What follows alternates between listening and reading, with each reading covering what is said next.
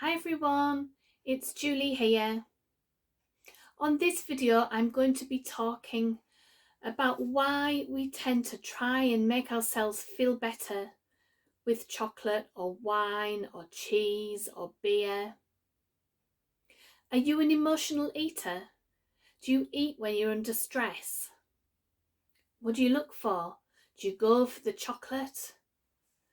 Do you seek out the wine just because you've had such a rubbish day and it takes the edge off? Do you feel like you need to go for a beer with a mate?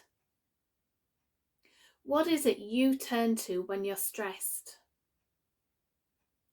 Perhaps you feel that you just can't do without that sleeping tablet or the social drug. Why? What happens? Where did we learn that those things make us feel better?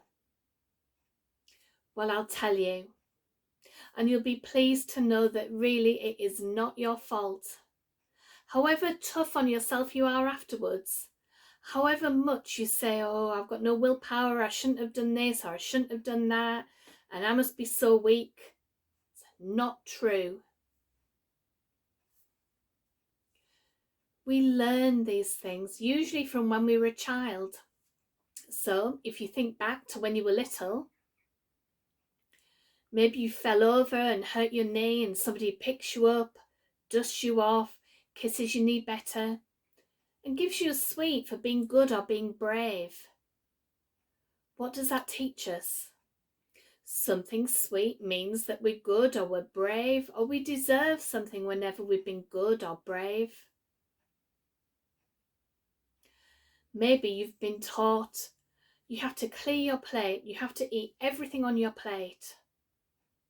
There are children starving in the world, you must eat everything on your plate. And guess what?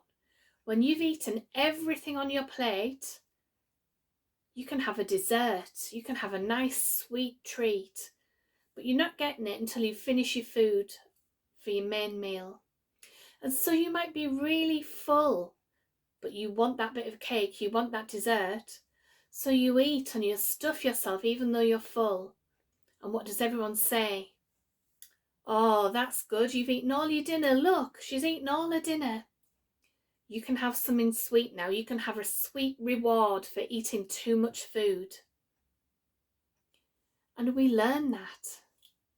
So when we need to feel better about ourselves, what do? We look for things that we've been told we've been good at from the past. Eating, stuffing our feelings down with food.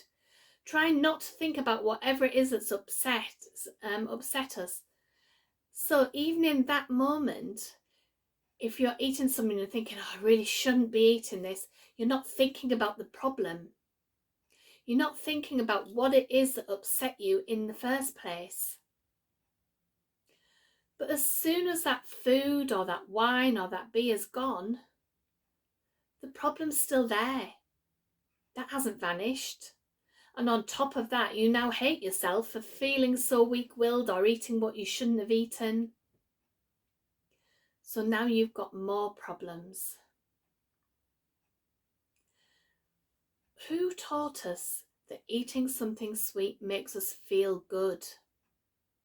Again, loads of people in authority. I can remember going to the dentist when I was a kid, and when I came out I was given a lolly because I was good.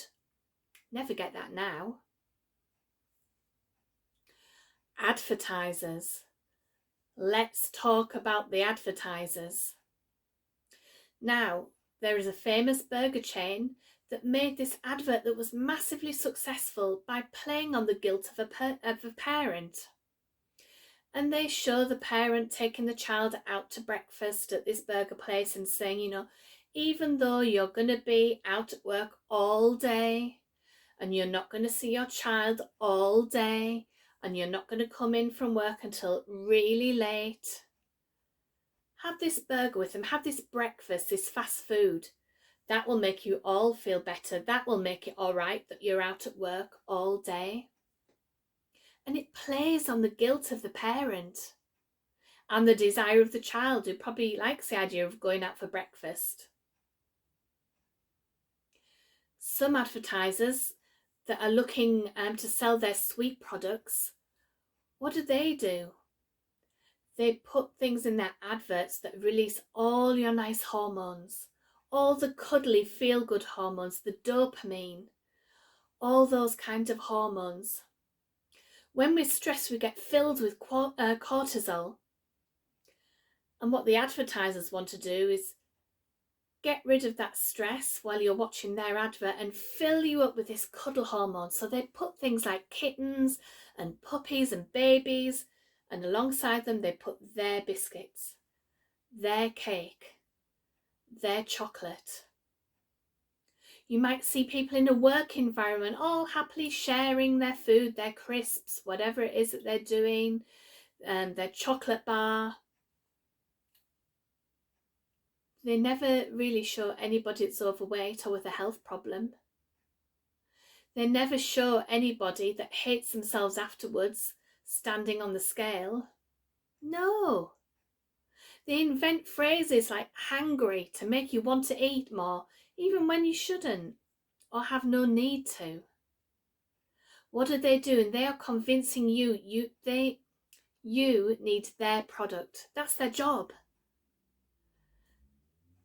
But what happens? You release all those cuddle hormones every time you go, oh, look at the kitten. Look at the baby. Look at the puppy dog. Look at the chocolate. And when your brain is looking for ways to make you feel better, it remembers the chocolate, the cake, whatever it is that made you feel good before or that you've seen on the television that you think's going to make you feel great. Now, depending on what age you are, you might remember shows like Sex in the City or Friends. And what happens when somebody's upset? They all gather round. Oh, quick, get out a bucket of ice cream. You better get out the wine. Oh, quick, we better get some chocolate. And when did ice cream start coming in buckets anyway? They never ever say, quick, get out the sticks of broccoli. You never say to a friend, oh, I've had a really bad day at work, we must go out for a salad. No, you go out for a glass of wine or a beer to chat about it, to make you feel better. You never go out for a salad, do you? When's the last time you went out for a salad to make you feel good? Just don't do it, do we? Your brain is looking for something that it's seen somewhere that is going to make you feel better. We are driven towards pleasure and away from pain. As a species, it's done us pretty well. It's kept us away from the tigers, and it makes us look both ways when we cross the road. It's trying to protect us from danger and take us towards the good feelings, the pleasure. And if one biscuit makes you feel really good, how much better are you going to feel with a whole packet of biscuits? And you keep on eating them, hoping you're going to get that feeling, trying to keep that feeling, that, the cuddle feeling, all those hormones going through you. And you might not even notice that you're coming to the end of the pack. And then when you've got that much of the pack left, or you've got a third of a box of chocolates left, what kicks in? Oh yeah, the memory. You shouldn't really leave any food. It's good to finish what you started. What do? We finish the chocolate, we finish the biscuits. And if you think about wine, all right, maybe you used to have a glass of wine and that was nice, but the glasses used to be this big and now they're this big. So where you might have got 6 glasses of wine to a bottle, now you might get 2.5. So you have one, you have another one. And what's the point in leaving that left in the bottom? Might as well just finish it. And then the next day you've got to open another bottle. And the same thing happens over and over again.